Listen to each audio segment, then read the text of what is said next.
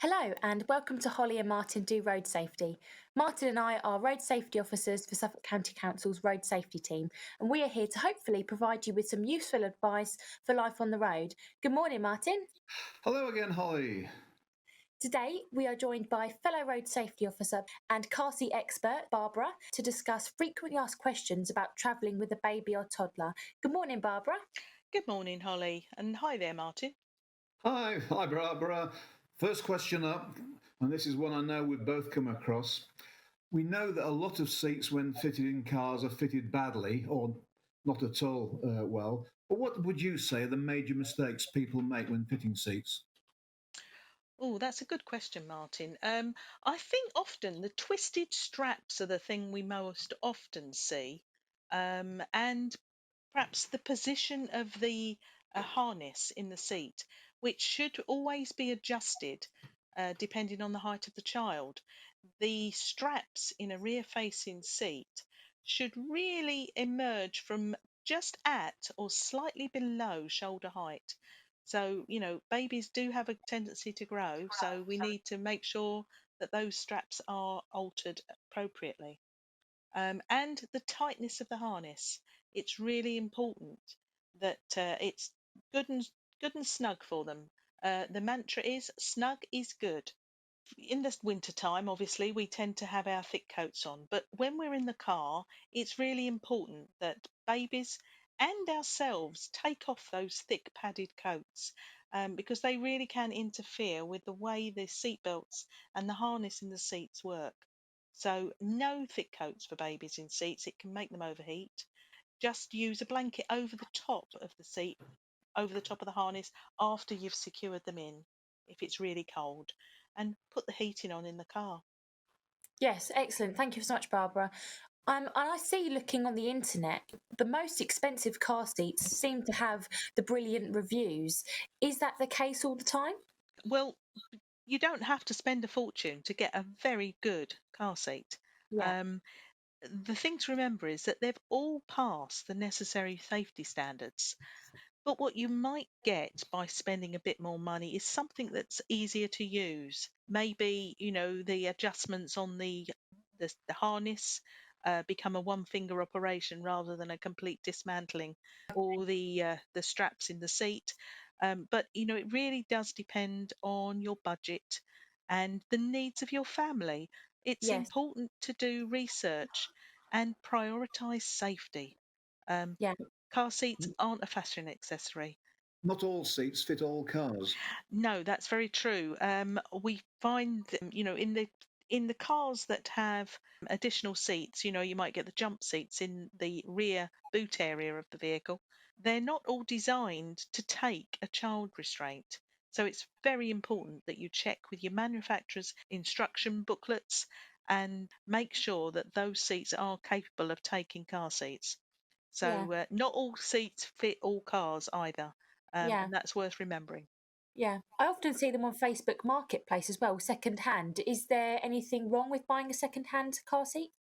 We wouldn't necessarily recommend it. Okay. If you have absolutely no qualms and you may be being offered a seat from a family member Yeah. that you know absolutely everything about it, how it's been treated, how it's been cleaned, Yeah.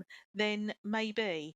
But, can you say with your hand on your heart that you know that that seat hasn't been rubbed down with baby wipes that contain chemicals that will degrade the performance of the Right. webbing in the seat. Okay. Um, so it's very important that you know absolutely 100% of the history. It's, certainly they should, all seats should be replaced if they've been involved in any kind of collision, Mm. because the stresses and strains put on them in a collision will have Yeah. weakened them. So it's Yeah. important to replace them. Okay, lovely. Thank you. Here's another question for you, Barbara. This is misunderstood by lots of people, I know. What are the rules about carrying children in the front seat of cars? Right. Yeah, you often hear that people say, oh, no, children aren't allowed to sit in the front seat of a car. Um, that might be the case perhaps on the continent, but in the UK, our law doesn't specify that. It just says that a child must use an age-appropriate child restraint until they are 135 centimetres in height or 12 years of age, whichever comes first. Um, so, they can sit on any seat, obviously not the driver's seat. Um, and if you do carry children in the front seat of a car, it's a good idea to remember if they're rear facing, you need to disable the airbag. And if they are forward facing, then you should move that seat to the rear of travel so they're as far away from the dashboard as is possible. Right. Thank you. Okay, lovely. Thank you, Barbara. I've seen a lot of toddlers and even nursery age children on my way home from work that are rear facing in the car. And I thought to myself, oh, that's interesting. I haven't seen a child that old rear facing before. Is there a limit for how long they should be rear facing before they turn? Um, Years ago, we regularly turned our children quite early on, Right. but now rear facing is much more common. They've been doing it for over 50 years in Sweden, so we really are behind the curve there. Even in the US, it became law in most states that children should remain rear facing until they're at least 2 years of age. Oh, really? Oh, wow. Um, and uh, having a seat that's facing against the direction of travel, so rear facing, a Hmm. child is pushed back into the seat, so that will support the neck and spine, cushioning it from the loads and spreading it over a much wider area and Yeah. keeping them much safer. um, and it depends on the seat that you've got. You can get what they call extended rear facing seats now, which will serve the child to a greater age, but it Yeah. depends on the weight of the child, Okay. and the manufacturer. So there's no hard and fast rule, but you need to check your manufacturer's instructions. What I would say though is that use the seat that you may have spent a great deal of money on to the limits of its Yeah. use. um, and if that means that they're rear facing until there could be 5, 6 even, um, Mm. that's no bad thing. So, finally, from me, Barbara, while we're on the subject of toddlers, I know it's been a while since I had a toddler, but quite a few people have problems with the little ones escaping from their car seats. Any advice on trying to keep them in their seats? Yes, I think we've all met a little Houdini in our travels, Yeah. haven't we, Martin? um, well, there are various things that you can do. Education, obviously, in our game is number one. You've got to teach the children that they stay in their seat while the engine's running. Um, but if they do have a tendency to unclick their harness, then make it more difficult for them. You can add what they call a Houdini clip to the harness, which might just slow them down and hold them in. Um, if you when you're buying your seat, if you know you've got a bright spark, then buy a seat where it is harder to press that button in. Children will fiddle, and some of them learn much faster than others. But if you can dissuade them by making it very difficult, that's good. I have used the rough part of Velcro, the hooks of the Velcro on the button, in the past as a suggestion to a family, um, Yeah. to make it less comfortable for the child to press down on the button. Yeah. And it's important, I think, that we don't make it a game.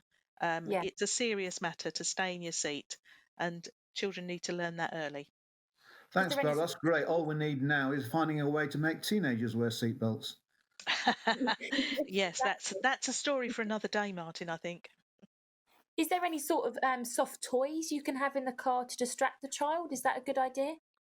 Yeah, I think we all like to be diverted when we're traveling, especially as a passenger, obviously not as the driver. Um, so hard toys, iPads, phones, anything like that, anything that's heavy, really needs to be tied down. They shouldn't be loose in the car. In the event of an accident, all those little things that are rolling around on the back seat with the children can become missiles and can do a great Yeah. deal of damage. So we would say soft toys in the car. if they're using their DVD players and such like, then they should be attached to the vehicle so they don't fly around. You know, use the sound system in the car to play Mhm. stories and songs and things like that. That's certainly what I did when my children were small. Excellent. Well, thank you so much for joining us, Barbara. Unfortunately, that's all we've got time for today. We hope you found this useful. Please share with your friends, family, anybody you think has got young children. If you have any questions about the topic discussed today, please feel free to email us at suffolkroadsafe@suffolk.gov.uk. And I'm going to link lots of useful websites in the description box about car seats and about the regulations and what sort of seats might be best for you. Thank you so much for joining us. Thank you, Thank Holly. you. Bye. Bye.